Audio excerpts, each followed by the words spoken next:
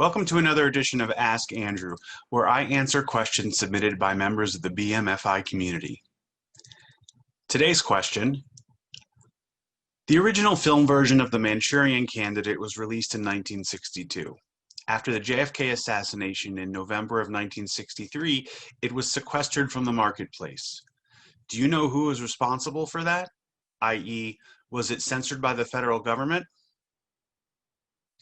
Well, this is an interesting question because this is I don't exactly want to say myth, but this is an event, or the lack of an event, that a lot of people know about and have various knowledge of that is accurate to varying degrees.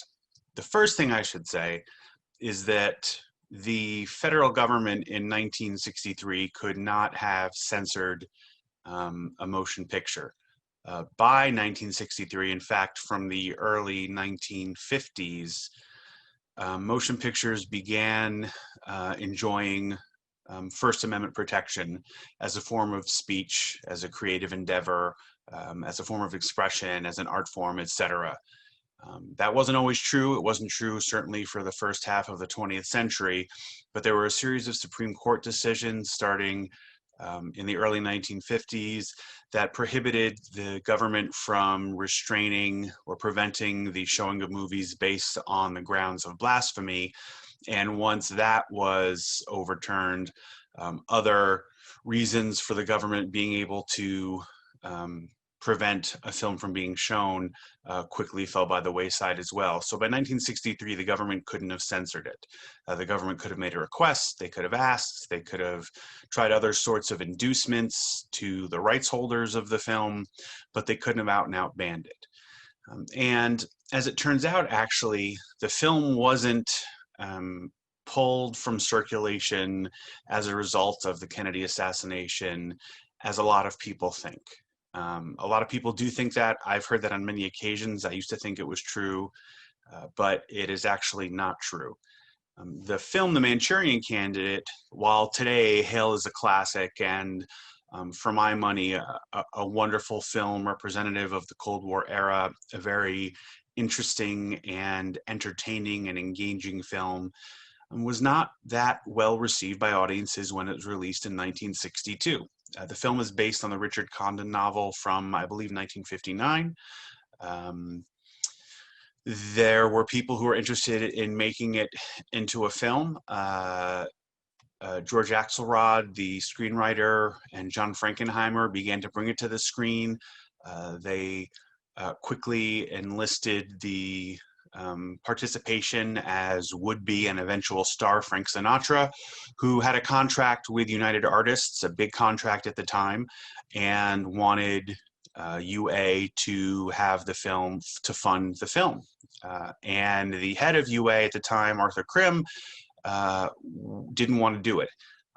They basically had in their contract that they were supposed to do, fund any film project Sinatra wanted by and large, but Krim was really resistant to this one. He was a big Democratic donor, and he was concerned that it would be somehow perceived as some sort of political inconvenience or slight or insult or something to President Kennedy and the Democratic Party in 1961-62 to do this. Sinatra thought that was silly. Sinatra had a long standing friendship with Kennedy. He had produced his inauguration celebration, among other things, and they were known certainly to pal around.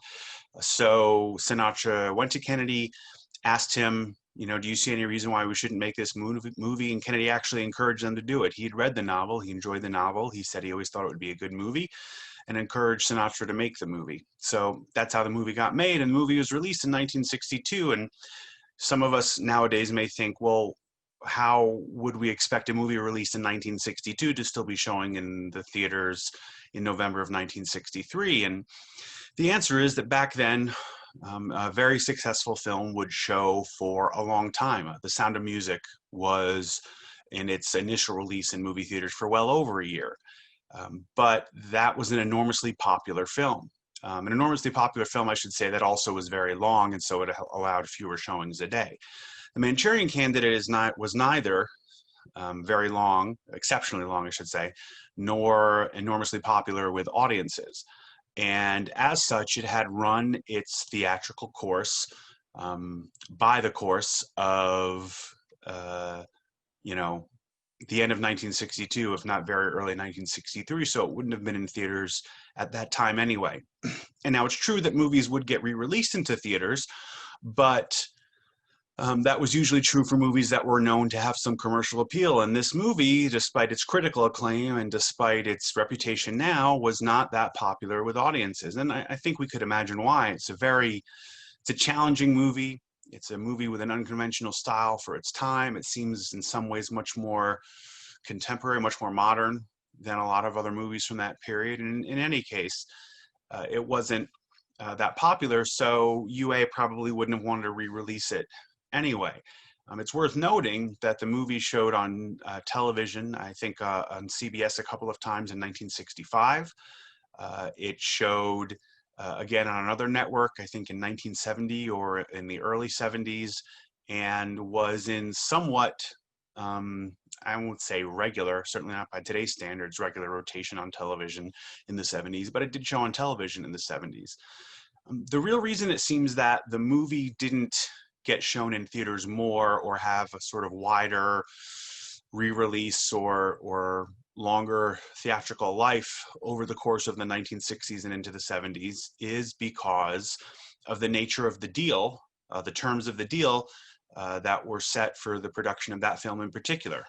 It's not uncommon for each movie, when produced independently or somewhat independently, to sort of be basically be produced under its own terms, its own separate deal, which obviously limits losses should something, terrible happen with the production financially or otherwise. And the way it seems is that the terms that United Artists negotiated with Frank Sinatra and the other stakeholders, Frankenheimer and Axelrod, I believe, were very unfavorable towards Sinatra in particular, who made a lot of money up front for the film, but had, I guess, a very bad deal for subsequent compensation related to its financial future, or to its theatrical future. So it's possible that United Artists wanted to re-release it at different times after 1962, but the way the deal was structured is all the parties, major stakeholder parties, had to agree. And since all the money from a re-release would basically go to UA because the terms that Sinatra's representatives had negotiated at that time were so bad, he, the story goes, didn't see any reason to let them re-release the movie so they could make a ton of money. The term of United Artists' control over the film was something like 10 years. So in 1972, the deal had to be renegotiated, and I think Sinatra took over the rights himself.